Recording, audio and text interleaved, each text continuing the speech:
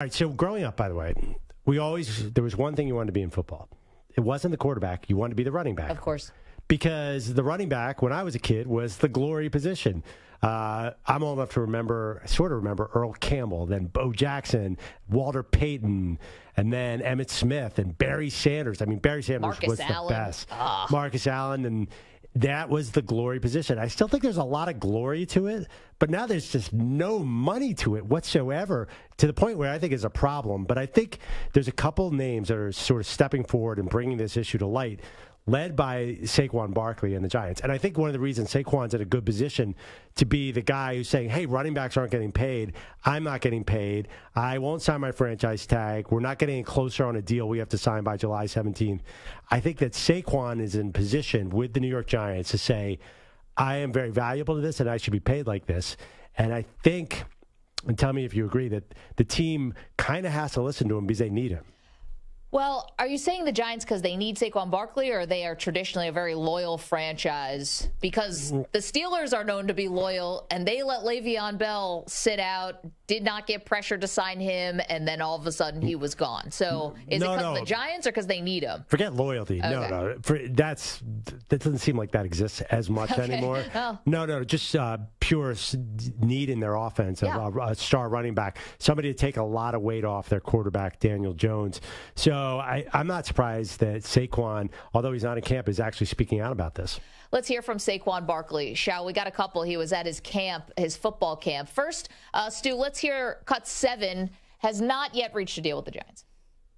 There's no rush. We still have time. There's still time on the table to get to July 17th. July 17th is not tomorrow. It's not in a week. We still have time, and that's how I look at it. I guess maybe that's like the naive way to look at it, and I could be completely wrong.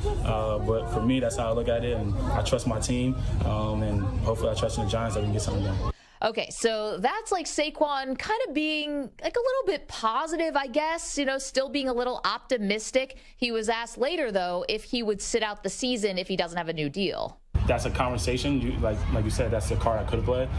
That comes up in conversation if something don't get done by July 17th. When that date comes up, then I'll have to sit down with my team, sit down with my family, and make decisions, see what we're going to do. Okay, and then it's the real rubber meets the road. Is he actually going to sit out if they don't get to a deal? In which he said, that is the card that I could play. Now, does he have the stomach for that? Le'Veon Bell ended up getting a lot of guaranteed money, never got back close to, anything that he had achieved with the Steelers. But would Saquon actually sit out? I think that's an empty threat. And really? As far as the guys, wanting to do something to change this sort of, blight on the running back position, or the fact these guys don't make maybe as much money as they're worth, as Josh Jacobs tweeted over the weekend, sometimes it's not about you. We got to do it for the ones after us.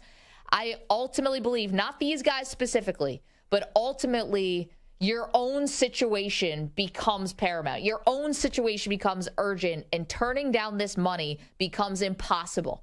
And that's how the owners have been able to get better deals, get the franchise tag, get things that they want that really help them, because the players can't afford sometimes to give up on paychecks, and the owners can. Oh, yeah, of course. It's really a tough spot. And also every union obviously helps the incumbent members more than the incoming members. So basically the people who were voting were not incoming rookies, so they had no say. That being said, I do think this is the first time we've ever, for some reason, we've never heard running backs work as a group. And I think they can make some noise here. Where I think the difference is, running back's a position where you can basically be at a peak performance at 19 or 20 years old. There are running backs in college who should be in the pros. So I like to see a sophomore say, you know what?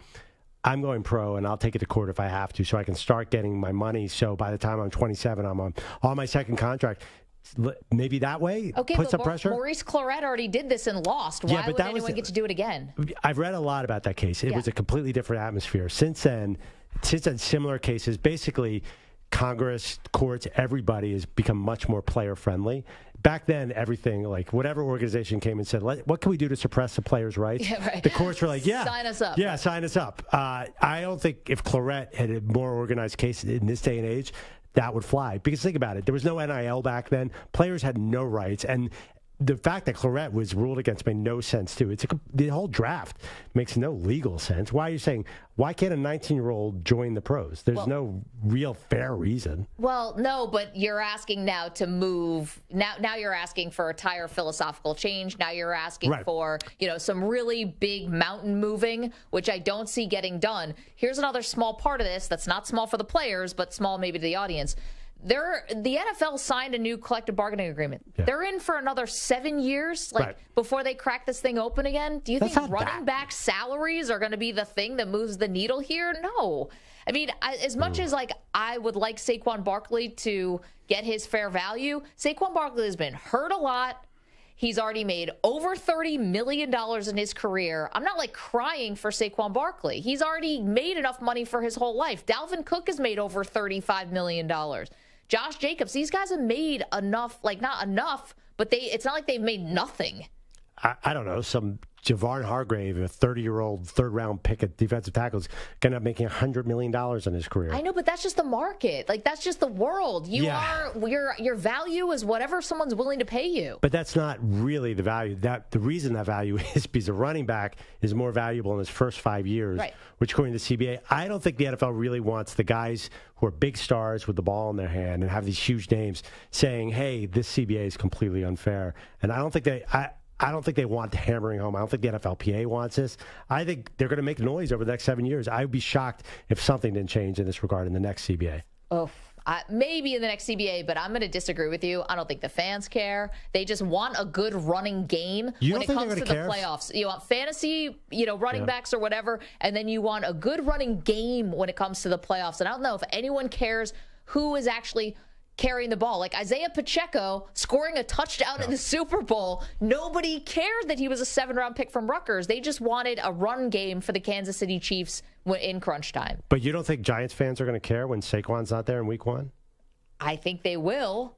You don't think I think Josh Jacobs doesn't sound like he might not be. You don't think Raiders fans are going to care? I'm going to be honest. The Giants lost a lot of games with Saquon Barkley on the sideline. No one's to say that. That's one fan base who seems more into their running back than most. Well, they took him 2nd overall. I mean, you've been sold a lot of Saquon Barkley. The general manager that selected him said he was touched by the hand of God. No pressure, kid.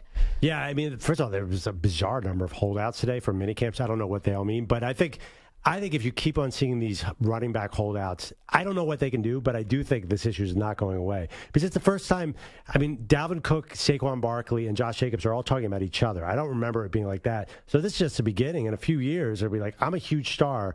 Why am I going to make less than the nickel cornerback? Interesting. I think they're all just looking to get their own money. They're being asked about each other and saying very diplomatic, nice things. But I don't know if they're going to all of a sudden band together to try to change something. Was Josh Jacobs asked about the other guys, or was he volunteering that? He was quote tweeting someone else. Yeah, okay.